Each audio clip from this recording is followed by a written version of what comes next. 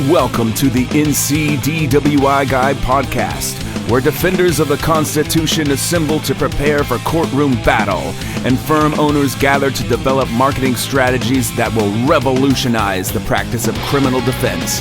Here's your host, the NCDWI guy, Jake Minnick. Hello, fellow freedom fighters, and welcome to episode 255 of the NCDWI Guide podcast. On today's episode, we continue the Dojo series. Today, we're talking about education, the CLE. Now, I'm a day late and $1 short. I actually already recorded this episode yesterday, and after recording, I thought didn't put in 100% on my original reflection for today's episode. So I'm really excited about today's content. I didn't want to swing and miss, and so I think it's going to be a much cleaner, tighter, helpful episode, having put in the work. Yesterday, there was a lot going on. I wanted to get the episode out on time. I kind of rushed things. As soon as I finished recording, I was like, that wasn't as clean and powerful as it could be. This is an important topic. And so I spent another hour revising my notes for today, and I think there should be a lot of good nuggets here for you. But we're going to dive in. Again, we're continuing the Dojo series.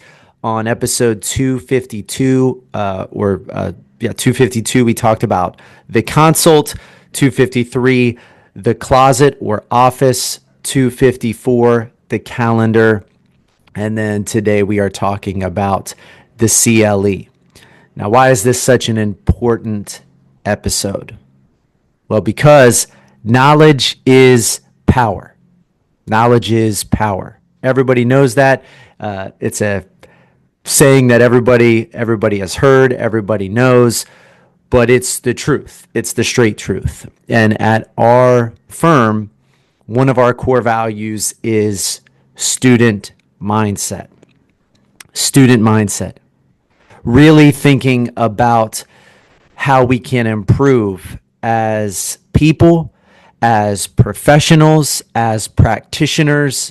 Student mindset is a part of so much of what we do as a firm. And it is something that to me is so central to who we are as a collective that it has been one of our core values. And one of our core values is not fighter mentality or trial first firm. I do think we are both of those things. I think we have fighters in the courtroom. I think that a trial first mentality is how we approach every DWI case that comes in our door. We are those things, but they're not so central to us that they are a core value. And in fact, I think what makes us great trial lawyers and what makes us approach the case from a trial first attitude is the core value of student mindset. That's what makes us great lawyers in the courtroom. That's what makes us great trial lawyers. So there's some ways, and I've talked about some of these on past episodes, that we incorporate that student mindset into our particular team. We have weekly huddles where we begin by sharing wins, but then dive in to a reflection or a conversation about learning. Something, one of our core values, a brand promise. We'll talk about a specific aspect of DWI. We'll have a guest speaker that comes in and shares their knowledge with us. We basically try to weekly get better by learning from one another and from people outside the firm. It's been incredibly powerful for us to have the culture influenced by those weekly discussions over the past 5 years at this point. I think we started the huddles coming out of COVID. So literally it's been like right at 5 years that we've been doing these weekly huddles. During the COVID time frame, it was, I think we were doing a daily huddle, but since then it's been a weekly huddle. We also have our internal Google chat where we exchange information. In that Google chat, we have a room that is dedicated to DWI questions and answers. We have constant conversation going on in that DWI chat room among the lawyers. We have another chat room which is titled Wins and Learns, which everybody on the team is a part of. It's a place where you can share a personal or professional win, but I think even more powerfully where you can share the losses, the mistakes, and the lessons learned from those things. We have so much value in learning from our losses. Did an episode on that some time back, but that's really where learning to me is at its highest, is where something has gone awry. What can we take away from that to make sure it doesn't happen again in the future? And then we have our quarterly mock trial days among the lawyers. There's other ways that we're learning, but just highlighting some of them. Our mock trial days are definitely one of those major internal ways of learning. We have our quarterly mock trial day for the second quarter coming up here at the end of the week. We're going to be talking about DMV hearings. All of our attorneys, all of our case managers or paralegals are going to be involved in that in terms of how do we make sure that we are properly preparing clients for the hearing. What is the proper procedure for filing? What are some ways that you can best impact the hearing itself through questions, through statements, through closing argument?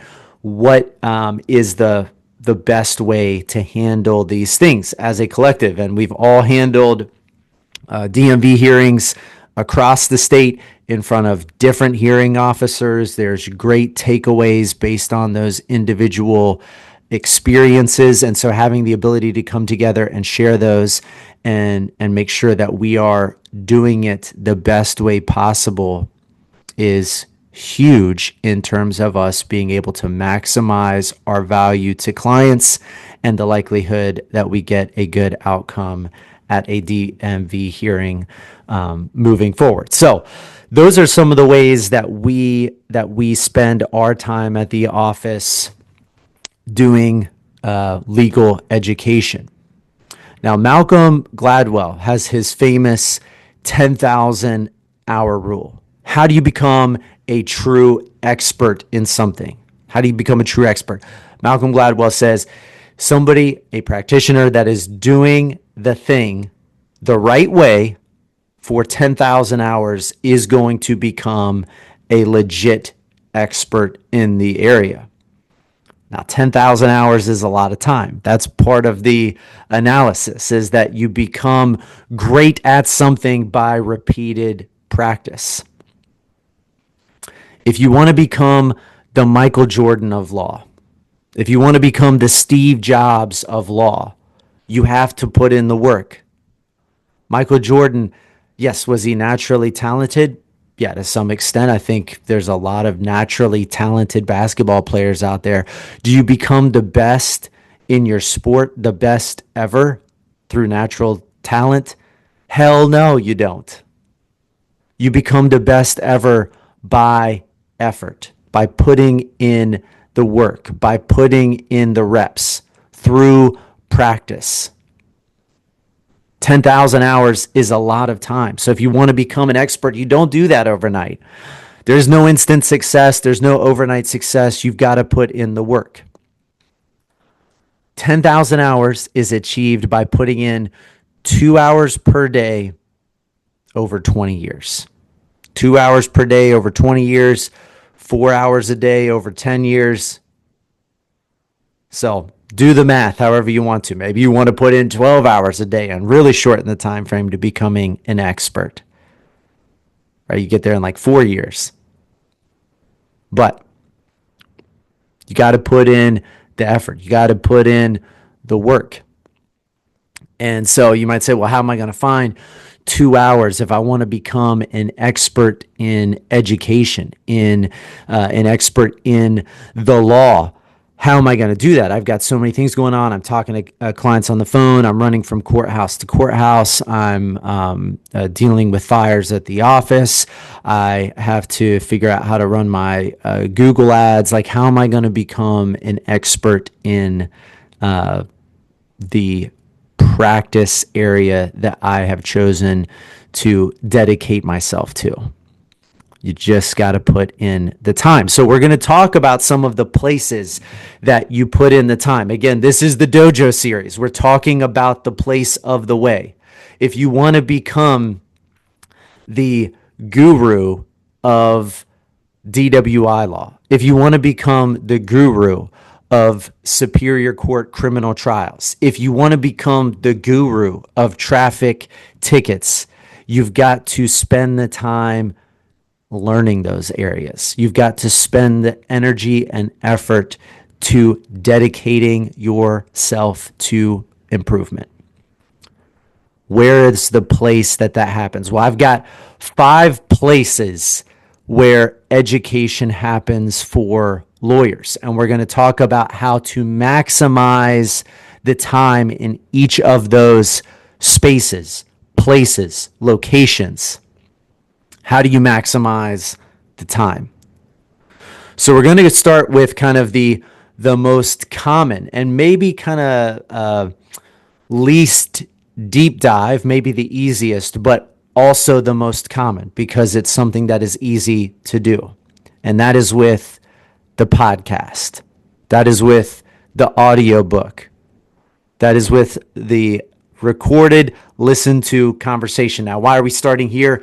Because you have the opportunity really to do this ad nauseum every day, every hour of the day, and you would never be able to fill it up with all of the hours of content that exist.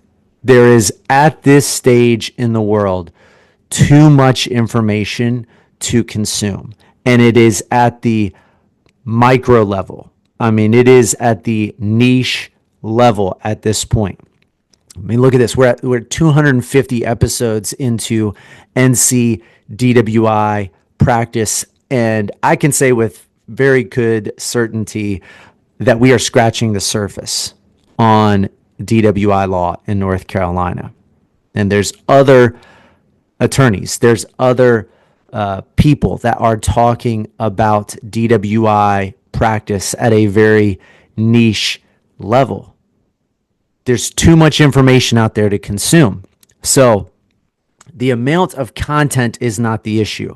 It's the dedication and the decision to really maximize the time that you are pouring in to listening to podcasts. So where can you do this? Well, where is the place? Really, on this one, it could be anywhere.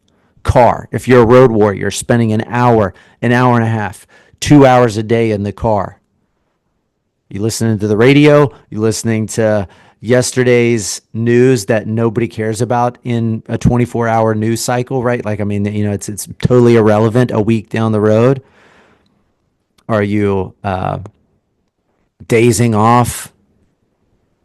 There's nothing wrong with listening to some good music while you're driving. There's nothing wrong with making client phone calls while you're driving. There's nothing wrong with praying a rosary while you're driving. There's nothing wrong with having a conversation, obviously, with your child that's in the car.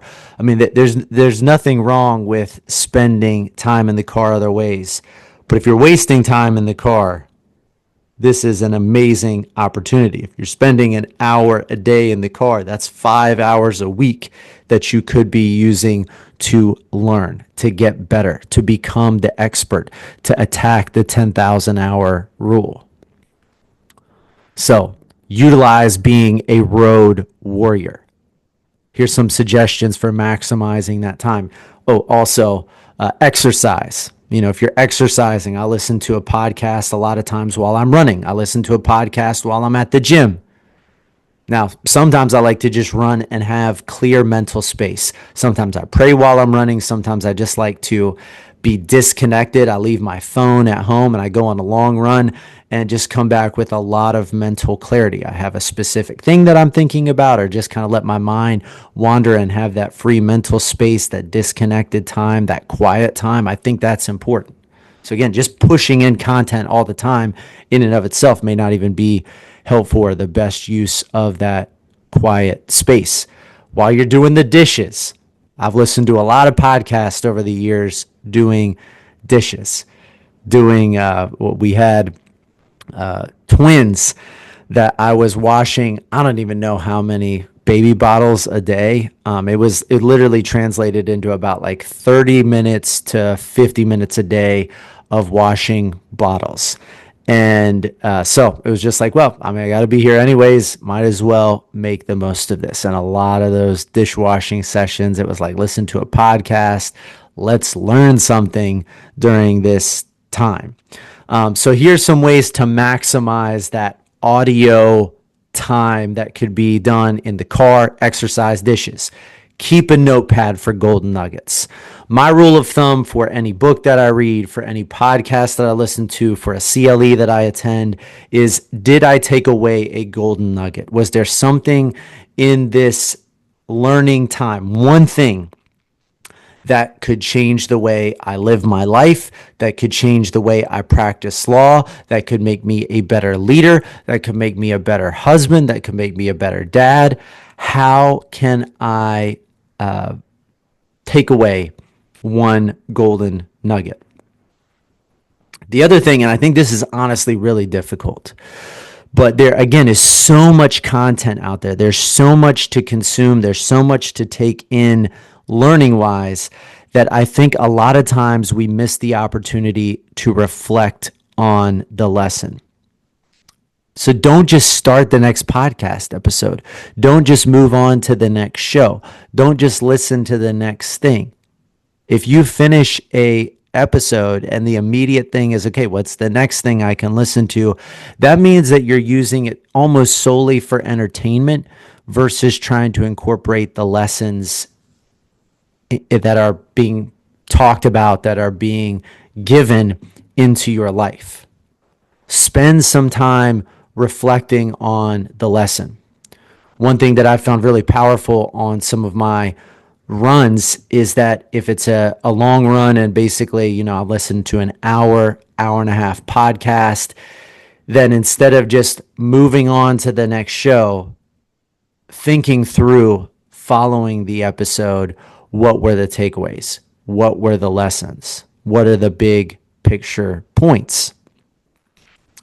If you want the information to impact your life, yes, some of it is good at an osmosis level. Sometimes if you just hear the same good advice over and over and over again, it will naturally come into your life.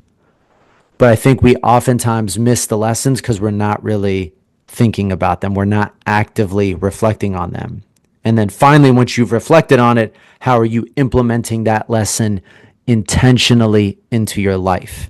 How are you making the takeaways a part of your practice? How are you incorporating that information into your daily habits? How are you using this point that's offered about how to be a better lawyer in your practice, in your trial techniques, in your case prep, in your client conversations? How are you implementing those lessons that are being conveyed intentionally into your practice? If you're just listening to information and you're not implementing it, it's somewhat wasted time. And then at that point, it's kind of like, well, yeah, you really could be doing anything else. If it's just for entertainment purposes, really, again, you could be doing anything else with the time, and it's not going to impact whether or not you're moving closer to that 10,000 hour rule. But if you're proactively and intentionally engaging in the content that is being communicated, that's when the real magic can happen. That's when the movement towards that 10,000 hour rule is going to be seen. So place number one, somewhat anywhere. If you're listening to the information, should be in a quiet place, hopefully where you're not being constantly distracted. I've had times where I'm trying to listen to a podcast while I'm shaving or something. My kids come in and obviously it's not like I just want to, sometimes I'm really into the episode or whatever it might be, but it's like, this is not going to be information that I can soak in these circumstances. So let's just put it to the side, start it again later.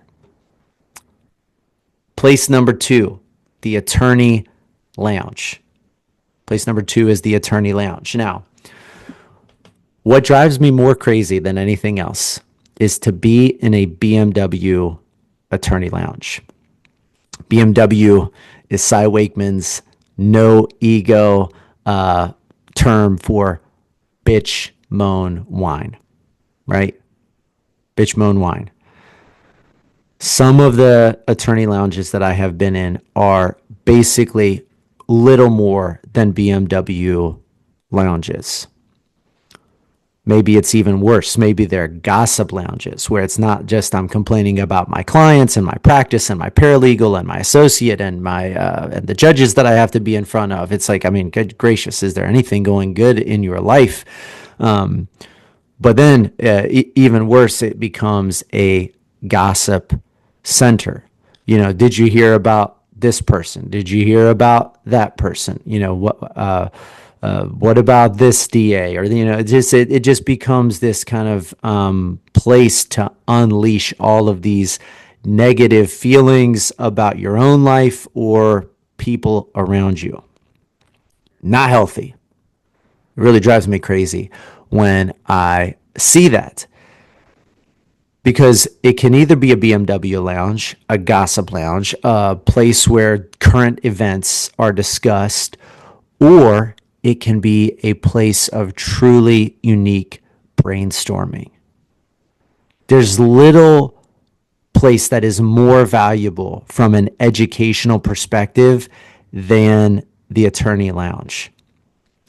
In Asheville, I was so blessed to have a great group of lawyers that would oftentimes sit around in the attorney lounge and discuss cases, discuss legal issues, discuss specific attack points in an individual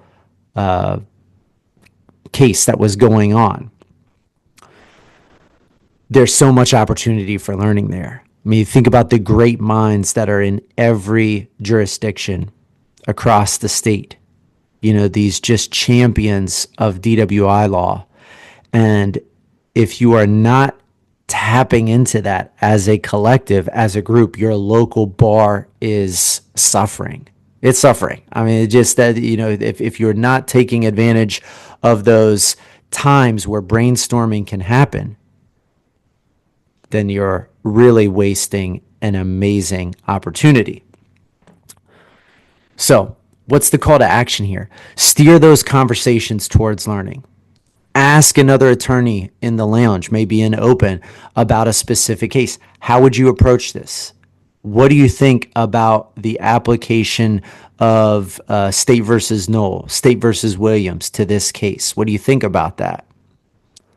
Steer the conversation towards learning. If you want to redirect a bad conversation, the BMW conversation, Cy Wakeman in her book No Ego talks about what does great look like. And this can be an annoying question on our last Freedom Fighters Book Club phone call, which I'm going to actually talk about this in a second. But Rob Heroy pointed out like that could be a really affronting question depending on the circumstances in which it's asked. But basically what Cy says is that when somebody comes into your office with a problem and says, hey, Susie's really bothering me with the way that she's doing this, or Mike is always pushing my buttons. Basically what she responds with a lot of times is the question of, what would great look like for you in this situation? How can you appropriately respond? What could you do to make this situation better? And a lot of life coaches, a lot of thought leader or thought coaches talk about this kind of a response because it puts you in control. It puts you in a place of being able to do something about what is otherwise a bad situation. Somebody's complaining about their clients, you could say something to the effect of like, man, I deal with that kind of situation a lot. How do you keep from getting burned out with that situation? How can you best respond to the client? Does anybody have any ideas on how to deal with this employee issue? Or does anybody have any ideas with how to deal with a prosecutor that just doesn't seem to put a legitimate offer on the table? Instead of just having the BMW session, try to direct that at a conversation where it's like, what do we do at an individual level, or as we're all sitting here in this attorney lounge, what do we do as a bar to respond to this? If you're all complaining because, gosh, the state in this particular county just won't reduce these type of traffic tickets. It's like, okay, well, cool. What do we do about that? Do we take all of these cases to trial with the permission of our clients? Do we, formulate a letter to the district attorney and explain why this is a problem and explain how this is different in other jurisdictions that we practice in? Explain why we can't provide any value to the client in these circumstances, and therefore we just tell people that I can't do anything. You have a lot of people that are not getting representation, the impact that it's having in their life. Like, maybe an explanation would be helpful, especially when it's not coming from one person that is, moaning about it, but basically from a collective bar that has very thoughtfully considered the situation and is bringing a requested resolution to the powers that be. This is something that is a real opportunity. Don't waste the time in the dojo of the attorney lounge. So, kind of place of continuing legal education number 2, attorney lounge. Next, books, right? So again, this has got to be a little bit more zeroed in than our first, kind of podcast or audio learning experience, because you can do that while you have something else going on. Books require attention. Books require time set aside. They require you to be kind of zeroed in, because you probably could read while driving. Not a great idea. Difficult to do. Also extremely dangerous. So, you got to have some space that is designed for this particular learning opportunity. So a couple of thoughts on how to maximize lessons from books. Listen in audio version as well. That's lesson number 1. There are so many authors that have done now an audio version of their books. And I got to take a sip of my coffee here real quick. Hopefully that annoyed a couple of people. I've listened to a podcast now where there's a guy that does that, and it's hilarious. So hopefully some of you finding that funny. Hopefully there's not too many people that are having to turn that off because they can't stand that sound. But anyways, listen in both audio version and read it in the printed version. The authors that read their own books typically are emphasizing certain things in the passages that you're not taking away just by reading it. I love listening to some authors read their books. Now, there have been some awful audiobooks that it's just like, basically, I cannot learn because it's that monotone, the teacher, if this is probably going to really date me, but the Wonder Years, right? The Kevin's teacher in the Wonder Years with his, the lizard is now eating the fly and, digesting the fly with his 7 stomachs. And again, that's not scientifically accurate. I don't know, but like, basically, if you've seen the Wonder Years, the show, the teacher, that monotone, just humdrum. Same thing with the teacher in Peanuts that is basically just the horn, because basically it's like nobody's paying attention to what she's saying. It's literally just like right? Like, I mean, there have been some bad audio book experiences on my end, but it's a great way to have the same information communicated twice. And a lot of times there are now some great authors that are incredible public speakers that emphasize certain things, that say it a certain way, that bring it to life. I mean, I've really found that kind of listening to some of my favorite business books in the audio version has been incredibly powerful for the lessons sticking with me. You get it in two different formats, visual and audio. Again, have the notepad. Be ready to write down golden nuggets. Don't miss the opportunity to kind of take away the one thing from the book that you want to use in your law practice, in your life, in your leadership, whatever it might be. Don't miss the opportunity to take that away. At this point, again, there's information on everything. So if you're going to spend the time to do a book, then put in some work to find a couple of secondary sources. I mean, there's endless amount of information out there. If you read a book by any major author, they likely have been on 15 podcasts, like major podcasts, promoting that book. That's just the way that things work now. So go on one of those podcasts. You probably have one on a show that you already listen to regularly anyways. So go on one of those podcasts and listen to that author kind of present some of their major takeaways from the book, or reasons why people should read the book, or maybe it's just a conversation by somebody that is reflecting on it. I recently did an episode of a 4-part series on endurance, and back on episode 232, I was basically reflecting on the book Endurance, and one of my major influencers for that episode was the Founders Podcast that had done where the host of the podcast had done an episode on endurance. And it was listening to that episode where it was like, dang, this book sounds amazing. Like, I just really want to go in and kind of do a deeper dive on learning the lessons from Shackleton, just based on how he's presented this information. So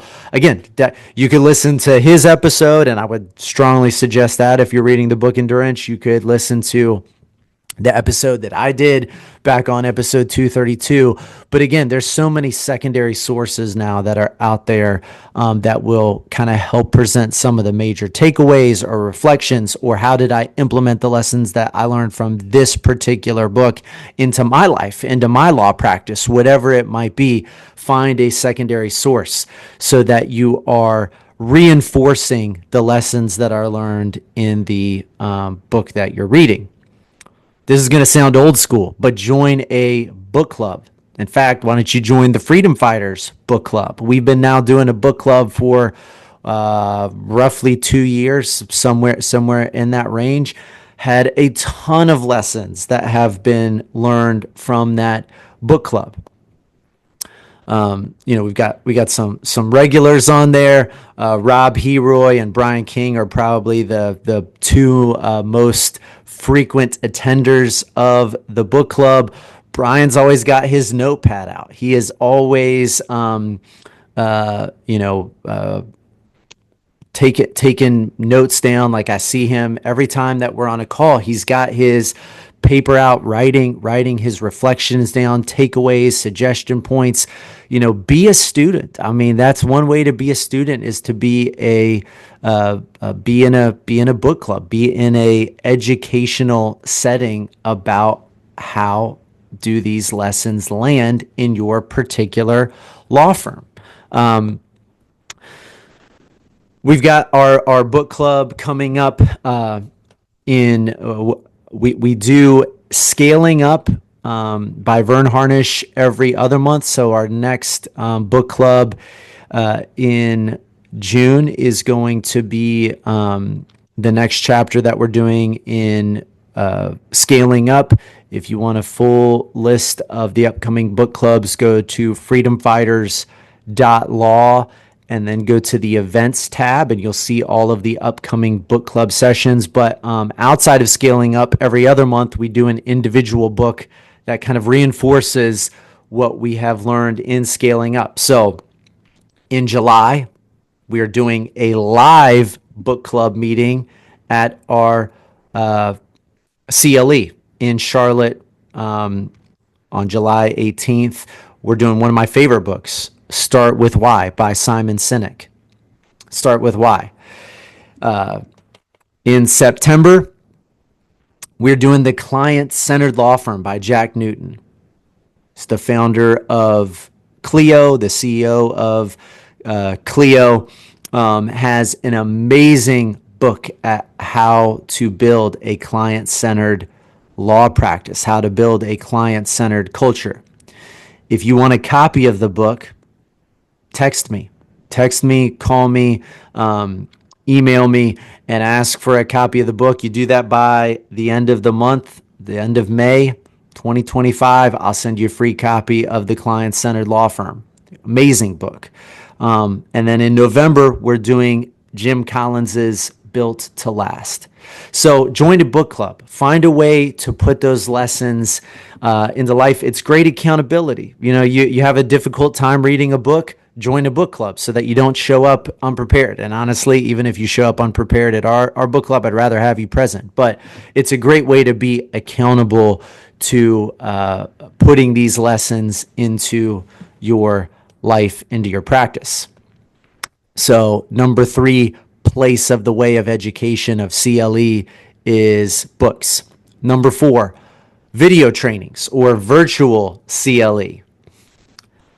Now, there is amazing content on virtual CLEs. In fact, you really could become a true expert under the 10,000 hour rule by what is now available online. I mean, there is just an endless amount of business specific CLE virtual trainings. There's an endless amount of criminal defense, DWI, CLE. I mean, the libraries that, you know, NCAJ, the NC Bar, all of these bar organizations, the National College of DUI Defense, you know, the libraries and video content that is available online is just endless, again, endless amount of communication, or I'm sorry, endless amount of education that is available online. Here's the issue. It's a tough way to learn. That's a tough way to learn. There's so many distractions when it comes to virtual CLEs. We are really bad at learning through the virtual format. I think most of the time when you do video learning, the amount that is actually sinking in, the amount of actual attention going to that is pretty close to nil. So how do you maximize those virtual CLE trainings, the video opportunities that are available online? Well, put it on your calendar. Don't do it haphazardly. Don't do a video training just basically like, oh, shoot, I just have, you know, a phone call that fell through. Now I've got 45 minutes. I need an hour of CLE. Let's go ahead and just try to cram as much of this in as we possibly can. I got, you know, let me find an on-demand hour that basically will help me get my 24 hours of bi-yearly CLE credit. No. Put it on your calendar. Be intentional with the content that you are consuming. Don't miss out on that amazing opportunity to learn. Put your phone into do not disturb mode. Put a do not disturb sign on your door and turn off your computer notifications. If you're constantly getting dinged with email and calendar notifications as you're doing the CLE, it's very likely you're going to get distracted. It's very likely you're going to look at that email, even though it's probably not even important. It's probably not even relevant. As soon as we get a notification, we get distracted. perfect example of this. I literally just had one of the attorneys at the office call me, and because my phone is not in do not disturb currently, it distracted me from what I'm doing right now, which is recording a podcast. Don't be distracted. When you are doing something, go in 100% on it. Number 3, have a notepad. Again, if you're going to put the time into learning, then be a student. What if you had walked into a college classroom without a notebook and you're just like, you know what? I'm not going to take notes. When the final exam rolls around, I'm just going to sit back and try to reflect on the lessons learned in the classroom. Boo on that, right? That's not going to be a good way to do well on the final. You want to have those notes so that you can reflect on them later, so that you can see the highlights. Just writing something out, and it's again been shown that especially handwriting notes is so powerful for brain organization, for muscle memory in the brain. If you want to be able to put those lessons into the space that they need to be mentally, you gotta write it out. You got to spend time taking notes. And again, you want to look for those golden nuggets. Print the materials. Again, instead of just haphazardly jumping into this online on-demand training, print the materials so that you are ready to sit down and really take full advantage of the CLE that's being offered, or business discussion, webinar, whatever it might be. If there's materials, pull those off the computer and have them in hand. This is a big one. Sit away from your computer. That way you're not tempted to browse. You're not tempted to be distracted. You're not tempted to check your email. You're not tempted to go on your favorite news site online while you're, kind of like very passively taking in the content in your ears with the video portion of it not pulled up. Go into full screen video mode, sit away from your computer, take notes, and pretend like you're in a classroom. If you want to take maximal value away from the video trainings, treat it like you're actually in the classroom. Here's another big accountability item. Do the training with another person. Have a watch party. Have a watch party for the CLE. We've done this several times at the office for both business videos and for CLE videos. And it's great because everybody then has to be focused. You're not tempted to be texting on your phone. You're not, because it's kind of like, well, these other people are going to know that I'm not really engaged in the video. You're not tempted to be doing something else on your computer. Create the watch party. If you invite another attorney at the office or your legal assistant in to watch the content, they're going to be appreciative, because if it is specific to what you're doing, if it's intentional to what you're doing as an office, either from a business perspective or from a practice perspective, everybody loves learning. That's one of the reasons for us it's a core value, because there is such a growth mindset that is created in the culture where learning is fostered, encouraged, expected. People are not going to be ungrateful that you've pulled them in to kind of improve the way that they're doing things at the office. Or if they are ungrateful, they probably got the wrong fit person-wise at your office. I mean, we're not talking about like watching some HR video that's like, this doesn't land with me, like, whatever it is, that's just like, this is just stupid, meaningless office learning that, basically I can't really incorporate into my life. If you're helping somebody get better as a professional in what they're doing, there's no reason that you're going to get anything but positive feedback from that.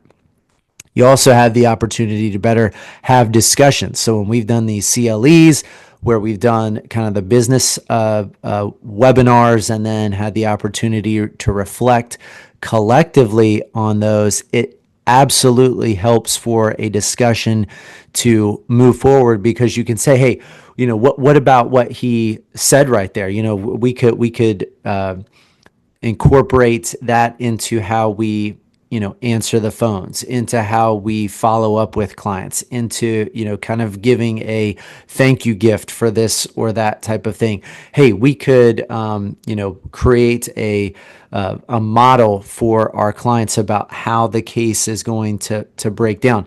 This is where we should explain that. When you've watched the content together, you have basically a common language. You have the ability to kind of be on the same page, so to speak, because you've both worked through that together. After the CLE, make sure that you save any important materials. If it's a CLE and there's a session that really stuck out to you, you've got that golden nugget session. Maybe not all 6 hours of CLE in a class land, but if you had one where you're like, dang, there was just great stuff packed into that hour, save the transcript in a place that you're going to be able to find it. I cannot tell you how frequently I reference some of the CLE manuals from CLEs that I attended 10 years ago. It's like that one session was so powerful. The manuscript that was created for that session has got so many nuggets and cases and practice points and tips, strategies. There are certain ones where it's just like I constantly am referencing those things, but you need to be able to find it. So make sure you save your materials in a organized fashion. So place number 4 is the virtual CLE. Maximize it. Place number 5, this is the dojo, the place of the way. How do you become a master of criminal defense from an education standpoint? The live CLE. This is the best. Hands down, this is the best. This is the best way. I've talked about this a number of times in the past, but this is the best way. Being live somewhere, it's something that engages the senses. Again, there's an accountability that comes with being live. Don't waste your time and money to drive to a CLE unless you are going to be fully present. At this point, you can get so much content virtually. You can get so much time from a video perspective. There is no point in going to a live CLE unless you are going to be fully present. But when you set aside the time on the calendar, you say, I'm getting out of the office. I'm going to leave all of the fires at the office. I'm going to leave all of the responsibilities and to-dos at the office, and I'm going to go and intentionally, with a focused attitude, learn at this CLE. I'm going to be fully present, fully engaged at the CLE. There is no better way to learn. One of the indicators to me of great lawyers is the amount of hours of CLE that they have taught. How many CLEs have you presented? How many CLEs have you given? Now, it's not because it's like this attitude of, oh, this is the professor. This is the guy that is the teacher of CLE. There's probably some truth to that. But the reason that I think there, for me, is so much respect for lawyers that have just time after time taught CLE hours in the specific niche that they practice in is because you have to be a student in order to be a teacher. In North Carolina, a teacher of CLE gets 6 hours of credit for every 1 hour of CLE taught. Now, is that just because we like teachers and we want to encourage, teachers to teach CLE? Maybe a little bit. But the real reason is that there is a lot of time going into learning, researching, crafting the information that you're going to communicate when you're teaching a CLE before the CLE is even presented. The real learning of the CLE is by the teacher sitting down and being a student of the material that they plan on presenting. They're doing the research, they're putting in the homework, they're doing the hours, they're committing themselves. Like Michael Jordan committed himself to practice, they're the ones putting in the reps so that when it comes game day, when it comes to the actual CLE being presented, they can show up and be ready to knock it out of the park because they've put in the reps. They've put in the student hours, the study hours. So when you show up, be present, be ready to be a student. Live CLE to me is the best because of the networking opportunity that is presented with a live CLE.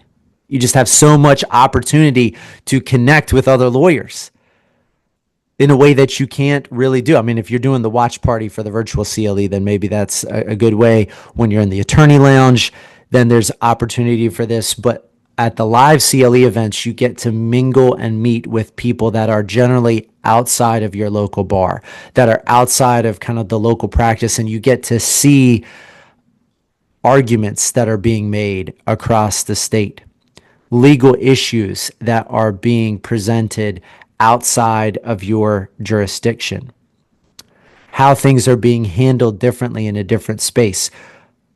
You're getting to meet with some of the best lawyers across the state at most of these niche specific CLEs. So it's a great opportunity for networking. You also have the ability to follow up because of the relationships that you build at a CLE down the road. When you have a case that you want to bounce off of another lawyer who is in, similar practice area, but maybe a different jurisdiction, you have that connection point, that trust built up to where you can bounce your case off of them down the road. There is so much power in the live CLE. I think the opportunity for education at the live CLE event is unmatched, and that is the true dojo to me for CLE to occur, for continuing education to occur. So let me give a brief plug about an upcoming CLE that we have on July 18th in Charlotte, calling this Negotiation and Sentencing for Criminal Cases. If you want to find out about this CLE, go to freedomfighters.law. Under the events tab, you will see negotiation and sentencing for criminal cases. This is going to be at the Charlotte Knights Stadium in Uptown Charlotte. We are using their kind of main conference room space, which is just beautifully set up. They've sent me pictures of the space. I mean, the stadium is just killer. It's just an amazing, beautiful baseball stadium, but we're going to be meeting in their kind of like event space inside the stadium. It's going to be a wonderfully entertaining place to learn. After the CLE concludes on July 18th, we're going to be attending as a group, for those that are interested, a Knights baseball game. So we have some of the networking opportunity, but it's going to be an absolutely unbelievable space to operate out of. So at the CLE, we've got an incredible lineup of speakers, an absolutely incredible lineup of speakers. All of these speakers, full disclosure, are close friends. So I love all these people to death. Incredible lawyers, incredible leaders in the law. But just amazing people, close friends. But despite the fact that they are close friends, they are also incredible at what they do. And so, just super excited about the lineup of speakers. Gordon Langer is going to be kicking things off. He's going to be doing a discussion on to PJC or not to PJC, traffic ticket negotiation and sentencing strategies. Gordon is a traffic lawyer. That's what he does. He practices throughout Western North Carolina, and his practice is 100% focused on traffic tickets. Thomas Ambergy is got a session called He Said, She Said, Tactical Advice for Cases Involving a Prosecuting Witness. Thomas is a master criminal defense lawyer, but where I have kind of been like just most blown away by him as a lawyer is in the prosecuting witness space. There is something about how he is able to strategize about cases where there is a prosecuting witness and really think through how can he use time, conversation, discovery to his maximal advantage for his client's benefit is just something that I think is truly a unique skill set that he has, and pumped to have him talking about that. Rob Heroy is going to be, and also Thomas was on the podcast at episode 202, if you want to go listen to him talking about some business and law success stories. Rob Heroy, know when to hold them, know when to fold them. Federal negotiation and sentencing strategies. Rob does a lot of federal work. The title of his topic came because Rob, at one point in his life, was a pretty master poker player, and so really thinking about how to negotiate correctly. On one of our recent Freedom Fighters book club meetings, we did Never Split the Difference, which was a negotiation book, and Rob's insights in that book were really amazing. Rob's just got a great mind for how to really leverage certain pieces of your case to get a better outcome in negotiations with the prosecutor. The ever entertaining and engaging Ron Shook will be speaking on beginning with the end in mind, how to prepare for sentencing in the initial consult. How do you start off the conversation with the client in a way that promotes maximal outcome at the end of the case? Aaron Jones with iTicket is talking about how to utilize e-courts and technology in resolving traffic cases. iTicket has got an amazing technological infrastructure. It's a tech company that does law. This is the way that I when Dan Hatley was on the podcast, that's how he characterized it. And utilizing e-courts at this moment is, one of the greatest leverage pieces that we have as a collective, as a bar. It's unmatched what you can do on e-courts versus what you could do prior to that being implemented. So whether you've just recently had that go in to your specific jurisdiction or it's coming, Aaron's going to talk about how we can maximize that. Also, Rob Heroy was on the podcast back on episode 162. Ron Shook was on the podcast early. He was one of the first guests back on episode 38. And then Ryan Stowe was on the podcast on episode 201. Ryan is going to be talking about DWI sentencing strategies. Ryan is the epitome of a student. He is a student of the law. He has been probably the most engaged person in our Freedom Fighters educational opportunities. Every time that I am putting out there, hey, we're doing this CLE or the Freedom Fighter Summit, Ryan was like the immediate first person to sign up for almost every single CLE opportunity that we have had. And that just like flows through him. He's constantly trying to get better, constantly trying to put into his practice these strategies. And I am pumped to have Ryan guide us through the DWI sentencing strategy block. And then finally, Kristen Dewar, who is attorney in our Concord office, always the networker, always knows everybody, knows every lawyer across the state. She's going to be doing our ethics hour. So this CLE includes 1 hour of ethics and 1 hour of technology, but she's going to be doing our ethics hour. And title of her talk is, "Was That Wrong? Ethics Considerations for Negotiation and Sentencing." And I think, ethics hours, a lot of times they're towards the end of the day. I think people are like, oh my gosh, do I have to sit through this hour? I've got to get the ethics hour.